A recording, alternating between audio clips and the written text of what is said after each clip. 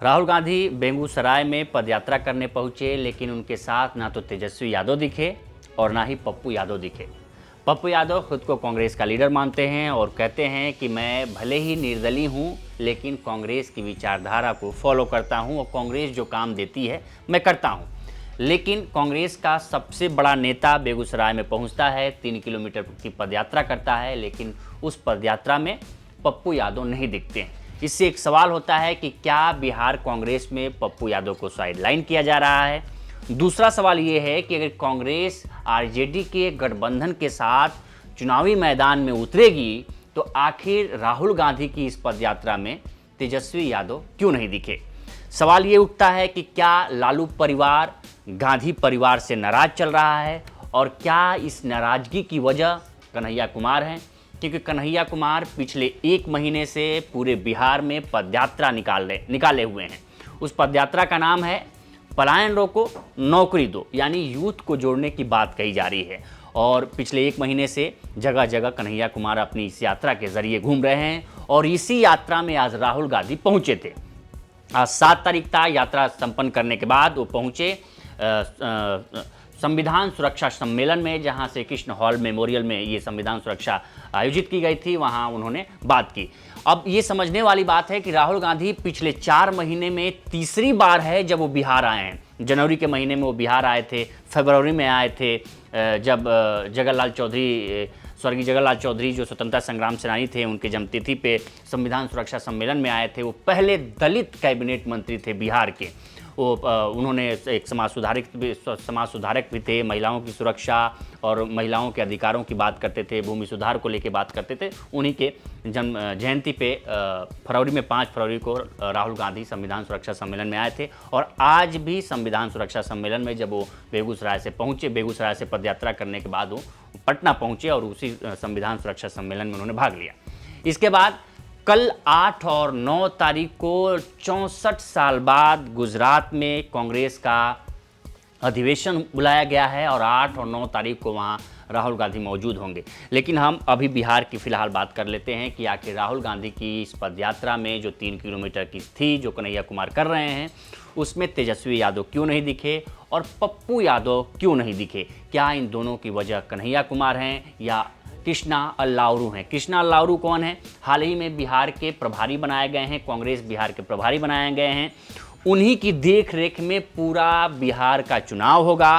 किसको टिकट दिया जाएगा, किसको टिकट नहीं दिया जाएगा, किसको जिला अध्यक्ष बनाया जाएगा। इसके अलावा राहुल गांधी सदाकत हाउस भी जाएंगे, जहां कांग्रेस का मुख्यालय है, बिहार कांग्रेस का मुख्यालय है। वहां वो पहली बार जो नवनियुक्त हुए हैं जिला अध्यक्ष, संगठन में जो भी बिहार के हुए हैं, उन पदाधिकारियों के साथ भी मुलाकात करेंगे। ये खबर है। वहाँ के जो जानकार हैं, कांग्रेस में जो सूत्र हैं, वो बता रहे हैं कि राहुल गांधी वहाँ से संविधान सुरक्षा सम्मेलन के बाद से सदाकत हाउस पहुँचेंगे, जहाँ कांग्रेस का मुख्यालय है। और जो नवनियुक्त जिला अध्यक्ष हैं, जिस पे काम कर रही है कांग्रेस, जो बेलगावी में सम्मेलन हुआ था दिसंबर में पिछले साल, उसी सम्मेलन को ध्यान में रखते हुए संगठन को सशक्त बनाने की बात हो रही थी। 2025 टारगेट रखा गया था और ये टारगेट 2 साल पहले, 3 साल पहले 2022 में उदयपुर सम्मेलन में भी ये रखा गया था, लेकिन 2025 ही इसकी अंतिम डेडलाइन थी। और इसी के तहत राहुल गांधी, आप देखेंगे कि पिछले 4-5 दिन लगातार जब संसद चल रही थी, उस वक्त भी राहुल गांधी कांग्रेस के जिला अध्यक्षों से मुलाकात कर रहे थे, जिसमें एक बड़ा वाकया भी सामने आया, जिसमें 2 महासचिवों पर राहुल गांधी गुस्सा गए। मामला ये था कि महासचिवों ने कहा कि अगर आप जिला अध्यक्षों को सीईसी की केंद्रीय बैठक में अगर बुलाएंगे तो उससे महासचिवों की ताकत घटेगी, जिस पर राहुल गांधी गुस्सा गए और राहुल गांधी कहने लगे कि अगर जिला अध्यक्षों की थोड़ी बहुत अगर ताकत बढ़ जाती है तो इससे नुकसान नहीं होने वाला है, क्योंकि ग्राउंड लेवल से ही जब वो रिकमेंडेशन करेंगे कि आखिर प्रत्याशी कौन होगा, तो वही अंतिम फैसला होगा और इसके लिए जिला अध्यक्ष जवाबदेह होंगे। यानी कि अब जो नया संगठन कांग्रेस का बनेगा, वो राम भरोसे वाला संगठन नहीं होगा, वो सरकारी दफ्तर नहीं होगा कि एक की फाइल दूसरे पर ट्रांसफर की जाए, एक का ठिकरा दूसरे पर फोड़ा जाए। अब जिम्मेदारी, जवाबदेही तय की जाएगी। ये राहुल गांधी ने अपने जो नया संगठन बना रहे हैं, इसमें उन्होंने ये बड़ा वाक्य बोला है कि नहीं, अब जिम्मेदारी तय की जाएगी, जवाबदेही तय होगी कि जो जिला अध्यक्ष है उसके जिला में कितने वोट परसेंटेज बढ़े, कांग्रेस को कितने वोट मिले, उसका प्रत्याशी क्यों हारा, ये जवाबदेही तय जिला अध्यक्षों को की जाएगी। चूंकि ये मॉडल जो अपनाया है राहुल गांधी ने डीएमके का मॉडल है। आप साउथ में जाएंगे तो तमिलनाडु में डीएमके यही करती है। स्टालिन को पता होता है कि उनका जिला अध्यक्ष कौन है और जिला अध्यक्ष के उसके पूरे परिवार के सदस्यों का नाम बकायदे स्टालिन जानते हैं। चूँकि हालांकि ये बात थोड़ा बहुत आप कह सकते हैं कि यूपी में भी है। समाजवादी पार्टी के साथ जब मुलायम सिंह यादव हुआ करते थे तो अपने जिला अध्यक्षों के सदस्यों और जिला अध्यक्षों के उसके परिवारों तक के नाम जानते थे। यही शिवपाल में भी था। लेकिन अब ये अपना रहे हैं राहुल गांधी, और राहुल गांधी सीधे डायरेक्ट जिला अध्यक्षों के साथ मीटिंग कर रहे हैं। महासचिव जो बिचौलिए थे उनको साइडलाइन किया जा रहा है और सीधे जिला अध्यक्षों से बात हो रही है ताकि संगठन को मजबूत बनाया जाए।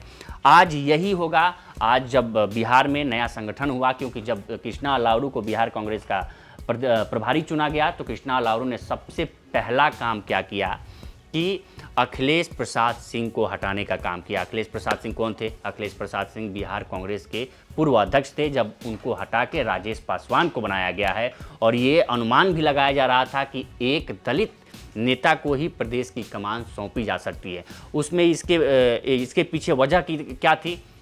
इसके पीछे वजह थी कि अखिलेश प्रसाद सिंह जो हैं एक बड़े भूमिहार नेता थे। उनका हर पार्टियों में कनेक्शन था और उन्हीं के थ्रू लोग टिकट मांगने आएंगे। अगर बिहार विधानसभा चुनाव में अगर अध्यक्ष रहते तो इसमें कृष्णा अलाउरू को एक अड़ंगा लगता कि नहीं, ये इतने बड़े लीडर हैं, इसलिए उनको हटाने में सबसे पहली भूमिका कृष्णा अलाउरू को रही। अब उनका मानना था कि अगर ये रहेंगे तो टिकट बंटवारे में दिक्कत होगी, इसलिए राजेश पासवान को लाया गया। और देखते हैं कि हालांकि अब जब संगठन में बदलाव हुआ है तो बिहार में क्या होगा। लेकिन सवाल यही पूछा जा रहा है कि आखिर राहुल गांधी की इस यात्रा में तेजस्वी यादव क्यों नहीं पहुंचे, पप्पू यादव क्यों नहीं पहुंचे। हालांकि कांग्रेस के नेता ये कह रहे थे कि ये कांग्रेस का निजी कार्यक्रम था और निजी पद यात्रा थी, इसलिए अदर पार्टी के नेता वहां नहीं पहुंचे। लेकिन अगर इतने बड़ा लीडर कोई आ रहा है और उस पार्टी का वहां संगठन है, गठबंधन है, तो निश्चित तौर से, क्योंकि कई बार जब पिछली बार भी अगर राहुल गांधी आए तो उस वक्त भी तेजस्वी यादव मिले हैं राहुल गांधी से। जब वो भारत जोड़ो यात्रा में थे तब भी आए थे। हालांकि वो कांग्रेस का निजी था, फिर भी तेजस्वी यादव मिलने आए थे। लेकिन आज जब पदयात्रा हो रही है तो न तेजस्वी यादव न लालू परिवार का कोई भी सदस्य वहाँ पहुँचा और ना ही पप्पू यादव पहुँचे।